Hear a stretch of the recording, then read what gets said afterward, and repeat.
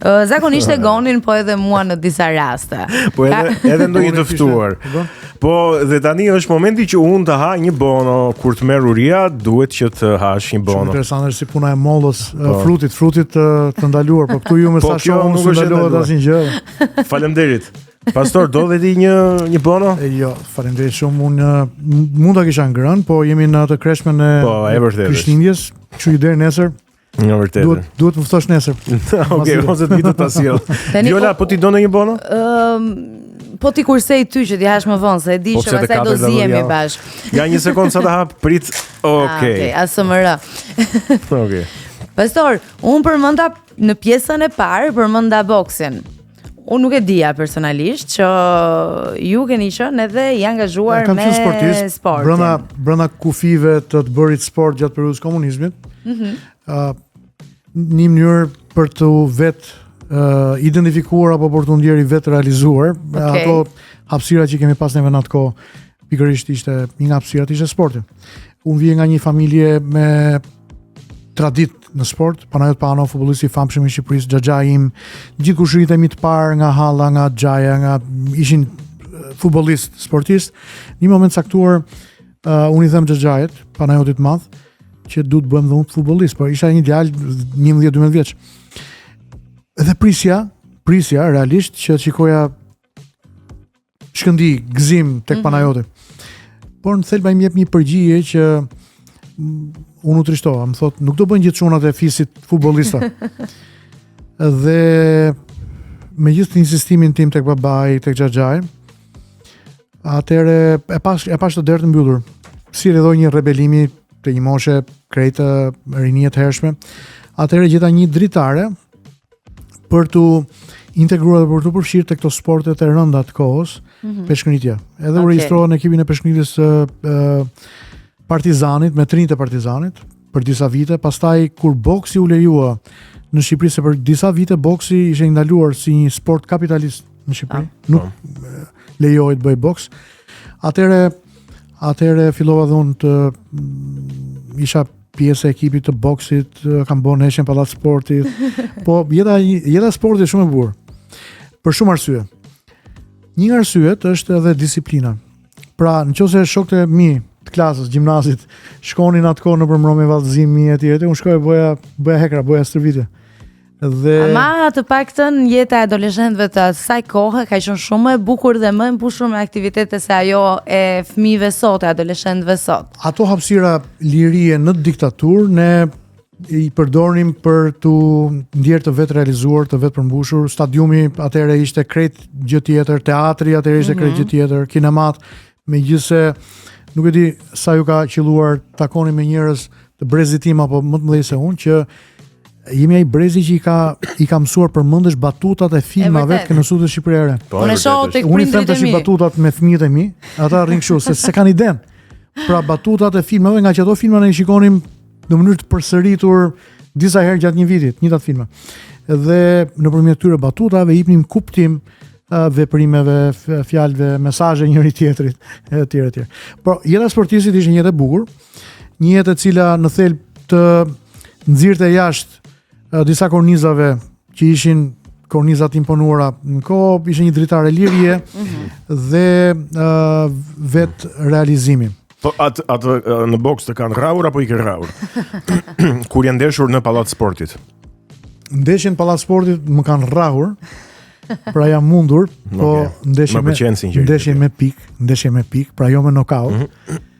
Por ishte vërtetës një ndeshje me emocione të jashtëzakonshme, ishte kampionati i parë i boksit që u bën në Shqipëri. Në rikthimin e boksit si sport, diku mesi i 91-shit ishte diku tetor 91-shit, mendoj. Trajneri im ka qenë Ahmet Golemi, i famshëm Ahmet Golemi, kampion absolut i boksit në Shqipëri, më pas komentator boksi. Dhe ne po bënim nxemjen edhe prisnim që na dilte emri përpara për të dalë tek salla e madhe ku janë rreth 2200 karrige të vendosur në sallë. Unë ju vetëm zhurmë sepse shokët e ekipit kishin dalë para me për të bërë ndeshje, derisa vinte rradha mua me kundërshtarin tim. Kur futem për të parë ringun e boksit, shikoj që salla ishte mbushur plot dhe jo vetëm njerëz të ulur, por njerëz në këmbë. pra ishte një uri kaq e madhe për sport në atë kohë. Është dhimbje të shikosh se si sporti ka degraduar në Shqipëri. Përveç sportistëve elitar që janë pjesë e sporteve individuale, si peshkëngritja, mundja, qitja apo në sport tjetër.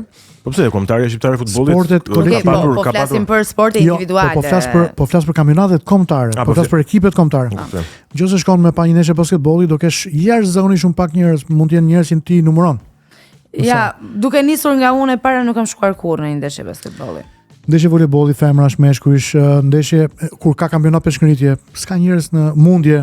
Pra, atëherë, përgjatë periudhës komunizmit, mbase edhe për shkak se kjo ishte vetmja dritare për arktim, për solidaritet, për përkatësi, se sporti ka edhe një element tjetër, elementin e përkatësisë, ti ndihesh pjesë e një gjëje më të madhe se sa thjesht vetja apo familja jote apo rrethi i përditshmërisë tënde.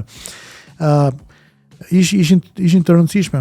Pra, kur kalonim që shkonim në stadium Dinamo, se që më stava dhe kaloi ura e bllokut, aty me njerëz, me turma njerëzish, ndjenim në këmbët tona peshën e turmës dhe tunde e ura, lëvizte ura. Kjo vërtet thonë që ka qenë mirë infrastruktura. Emocione të jashtëzakonshme. Nuk them që cilësitë sportive të sportistëve atëherë në atë kohë ishin më të larta se këta sotmit, por nuk ka sport dhe si rrjedhoi dhe jo dhe si rrjedhoi, por mbase një nga arsyet kryesore është mungesa e sponsorizimit në sport. Mungesa e politikave të mirëfillta të qeverive. Për të mbështetur sportin dhe sportistët në Shqipëri. Po edhe nga ana tjetër e njëjta gjë mund thuhet edhe për kulturën, për librin, për botimet. Pra i kemi trajtuar shpesh në fakt në të ftuarit. Mungesën e sponsorizimit për kinematografinë, për teatrin, për teatrin. Teatri që është një dritare shumë e mirë për të parë realitetin e jetës të pasqyruar në skenë përmes veprave që të godasin, me atë hijeshin e tyre të godasin. Po fatkeqësisht jemi vetëm vend pa një teatr kombëtar. Pse do bëhet? Po bëhet. Aktualisht, po flas për aktualisht. Derisa të bëhet. Deri kur të bëhet, s'është një problem. Po aktualisht jemi vetëm vend pa një muze kombëtar. Sepse deri tani nuk e di është hap apo jo, por deri tani ka qenë i mbyllur, por kanë thënë që do të jetë i mbyllur për 4 vjet. Jemi vetëm vend me që jemi ke sporti. Jo ta them këtë. Jemi vetëm vend pa fusha sportive në lagje. E di që gjatë kohës periudhës komuniste neve kemi pas në çdo lagje të Tiranës. Dhe jo vetëm, po edhe në fshatra, në fshatin e Gjyshes Sime, që është diku në Lushnjë, ka një fushë sportive. Që dikur shfrytëzohej. Në fshatra ka vetë fusha, nuk ka nevojë. Jo, e destinuar për atë qëllim, se toka ka pafund, po. Kemi qenë bashkë me kryetarin e arbitrave të basketbollit, e kemi aty komshi dhe po diskutonim kafe bashkë se sa fusha sporti me përmasa olimpike. Pra ku mund bëhen ndeshje kombëtare futbolli, kemi pas në Tiranë dhe mbritëm në përfundimin që nga Kino Studio deri në kombinat mund kemi pas rreth 14-15 fusha sporti, futbolli të mirëfillta, plus edhe disa fusha tjera bashkëlidhur me këto të futbollit, kanë qenë fushat e basketbollit, voleybollit dhe tyre sporteve tjera, të cilat janë zëvendësuar fatkeqësisht me betonizim, me ndërtime kullash, me ndërtime pallatesh, nuk ka hapësira publike më. Nuk ka vende ku njerëzit ndjehen që mund të shkojnë kalamajt e tyre për t'i çuar përveç parkut kombëtar.